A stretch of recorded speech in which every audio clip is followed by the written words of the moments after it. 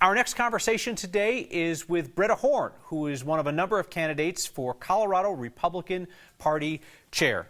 Thank you for coming in. I appreciate your time. Thank you. Thank you for having me. So I'm asking everybody who's running for GOP state chair the same question to start off. What is your honest assessment of the state of the Colorado GOP, and where could you get it by 2026?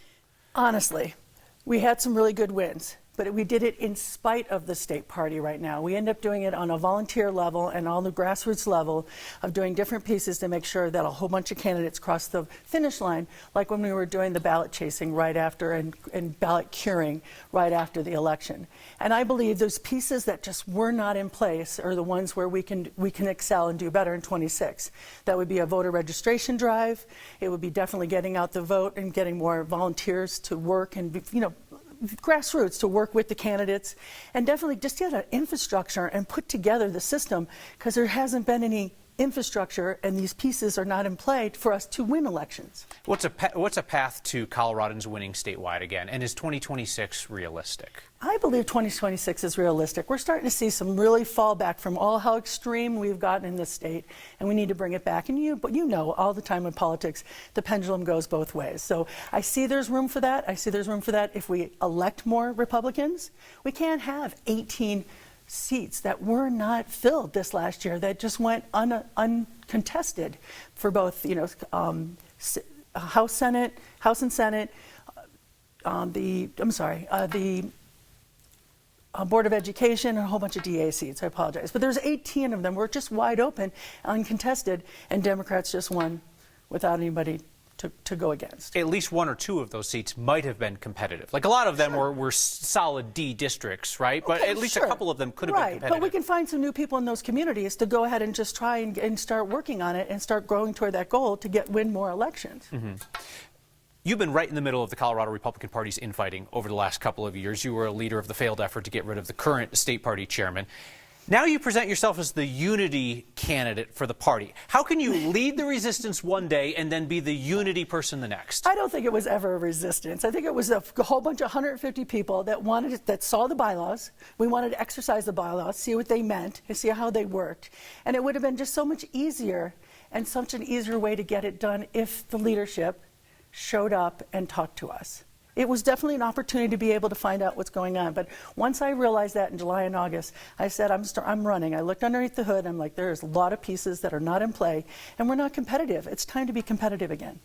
But you know what I'm getting at. Why wouldn't the unity candidate not come from either of the two warring factions?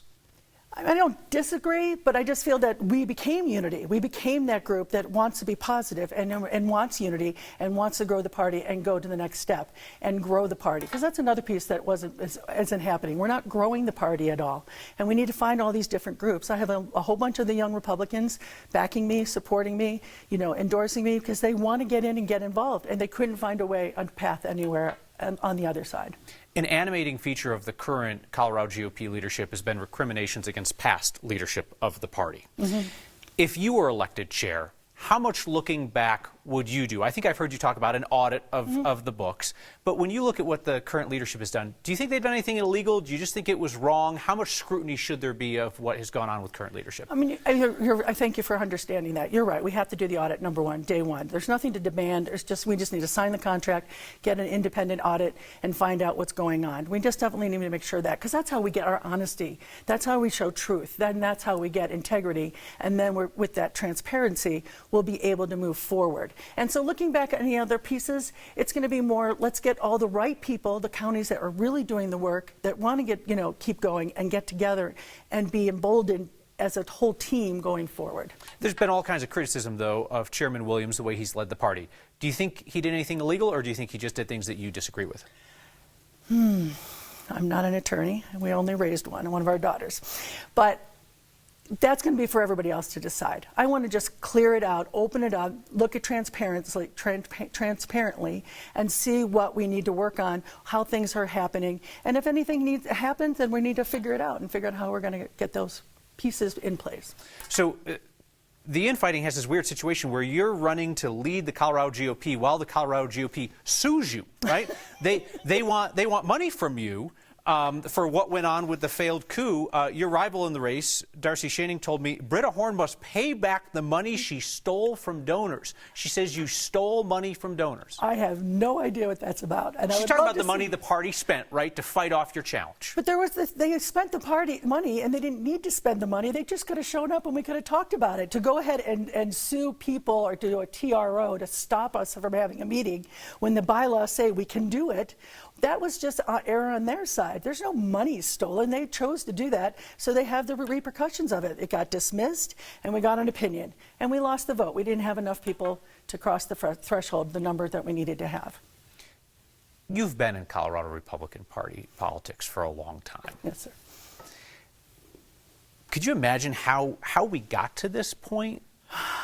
Like, what is it that people who are not part of the party might not understand about how we got to this? Because I think people outside the party, because I hear it from my viewers, they're like, what a mess. What a mess. And it keeps folks from looking seriously, I think, at some of your candidates. Is that fair to say? Do you think there's a perception from voters? I would hope not. I would hope not. I think this infighting is very small. It's a very small percentage. How do we get here? But how we got here was probably like years of not doing the work.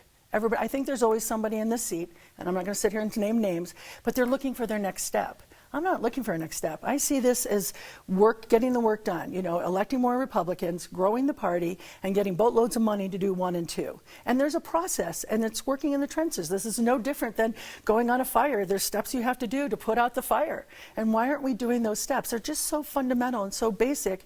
We get these done, we're going to win races. Yeah, you look at the Colorado Democratic Party, and in my 17 years in town, they've had a number of kind of like long-time chairs, right? They had Pat Walk, and they had Rick Palacio, and they had Morgan Carroll, and then they had Shad Mirab.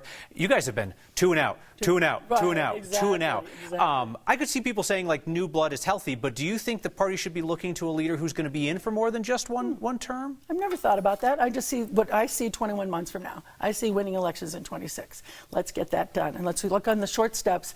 There's still going to be a long game, but let's work on the short steps first. So this is a party position, but you have been in public elected office before. You were the Routt County Treasurer about a decade ago. When you were in that position, you sued your county commissioners and you lost. Steamboat Pilot reported you had a $2,000 legal budget and you spent about $100,000 of taxpayer money on your legal defense in a losing case. When you look back on that, do you feel like it was money well spent? Not only is it money well spent, it was spent back to the Peabody coal mine actually paid that legal fee. So that part doesn't get put into the paper. So what I found out when I came in to pull back the curtain, to make sure we were getting the job done and being transparent to the taxpayers, I found a lot of irregularities. A lot of those irregularities, if I can say that right, was done by people that had been there in a long time and they didn't want to know about it. And so the paper really was showing, pulling back the curtain of people that they knew and they didn't like any of that. So there was never, that $100,000 got replaced, like I said, by the law firm, right, by the Peabody coal mine that paid for my lawyer's fees. So the rest of the story never makes the front page of the paper, only the sensational part about that. So there's nothing that was wrong about that. It was definitely doing what was right for the taxpayers. How about when you were treasurer, the $6 million mistake that cost the schools and the libraries and the taxing districts? It wasn't the money was never there. It was an internal problem. We had an internal employee that ended up getting fired over that. She did it wrong, and we had her fired, and we fixed it the very next day. So that wasn't something that you feel like you were personally responsible for? It's in their office, but you didn't know that people are going to do things that are negative to the community and negative to the county. And I fixed it. As soon as the problem came up, I came up with a solution and fixed it. Let's talk about the future of your party. Do you think the Colorado Republicans should close their primary to unaffiliated voters? I believe, just like 108, when we had that Prop 108 back in 2015 that we voted on in 2016, was considered unconstitutional. And I gave money to the Claremont Institute as they're going for that lawsuit and going through the Supreme Court for that. And so right now, when you have, back in 2015, if you remember, it was an independent had to turn to be a Democrat or a Republican in order to be in part of the primary ballot. They had to pick a team. Now they get 2 ballots and get to turn in 1. I don't think that's right. I think that's unconstitutional. So I look forward to hoping that lawsuit goes through. In the meantime, this is the game we have to play. And we need to play it well, because I don't see that changing for us in 26. There's not enough time. So I believe this is the game we're going to be playing now, and I want to make sure, instead of taking a football to a tennis match, why don't we take a football to the football game and win the game that's on the field? What do you think of the idea of the Colorado Republican Party unilaterally booting unaffiliated voters from the primary? Explain that to me better, because you're Not going through the lawsuit route, but going through another route to close off and do a caucus. I mean, you're talking about doing that caucus and doing that, I call it no ballot primary, because there won't be any ballots going out for the Republican Party. It would all be done, like you said, in caucus, assembly, or conference. That is only going to be a very, very small percent, 1% or less of people being a part of that, because who's going to do that and going to all these meetings?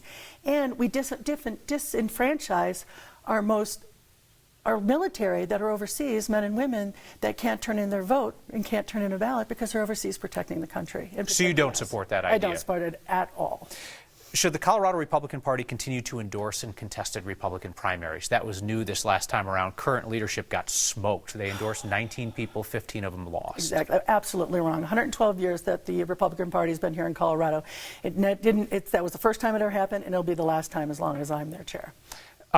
What about the endorsement of Donald Trump in the presidential primary, in which there were other Republicans in the running? Should the party have endorsed him? I think that he should have went through the process like everybody else. And if he endorses any of our candidates, he can do whatever you like on the federal level. But as a county and as a state of Colorado, we should stay neutral in pre-primary contests. So the far right of the party calls you a Republican in name only, a rhino, which on one hand is funny because your name's Horn. On the other hand, though, like it does raise the question of like, who is a Colorado Republican to you? What does it mean to be a Colorado Republican? There's so many. Our tent is actually going to be getting bigger now. I mean, we're rolling out the welcome mat now because we're seeing so many disenfranchised Democrats that didn't like what happened last Tuesday. They didn't like that their party didn't stand up when President Trump was talking about all these different people, all these different Americans that they wanted to applaud for. We should be applauding for, some kind of, things happening for someone who had, cancer, 13 cancer surgeries, about the dad, the fire chief, the firefighter that was killed, about the children, the daughters that were killed for all the different reasons. And we should be applauding that we're fixing that. And they watch their party sit the whole time. And I've been seeing on all social medias that there are very disenfranchised Democrats right now, and they're looking for somewhere to go. The door's open.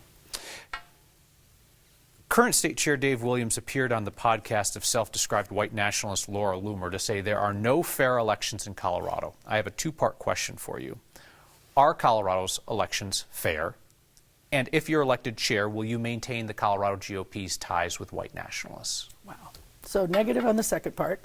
I don't think there should be naming people. It should be open to everybody, but we certainly don't need anybody that incites any kind of violence. The first part, can you say that again? Certainly. Yeah. Dave Williams said there are no fair elections in Colorado. Is that accurate? I don't think so. I think there's also, we're finding out, there's lawsuits going on right now. Back in 2020, we realized that there were some issues, and we made sure 2024 changed as a nation and as a state.